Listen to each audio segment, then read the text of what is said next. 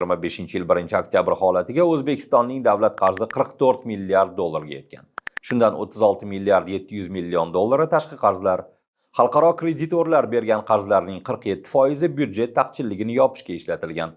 Konsolidatsiyalashgan byudjet defitsiti bu yil ham, kelasi yil ham yalpi ichki mahsulotga nisbatan 3% dan oshmasligi kutilyapti. Rasmiylar buni xavfsiz va mo'tadil daraja deb hisoblaydi. Ayni paytda hukumat odamlardan soliq qarzini undirishda qat'iyroq choralarga tayyorlanyapti. O'tgan hafta imzolangan qarorga asosan mol-mulk va yer solig'i bo'yicha qarzi 1 million so'mdan oshgan jismoniy shaxslar elektr energiyasi uchun to'lov qila olmay qolishi ko'zda tutilyapti.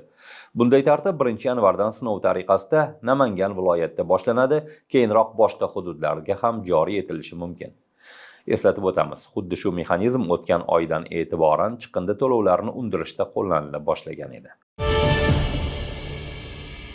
2025-yil 1-oktyabr holatiga O'zbekistonning davlat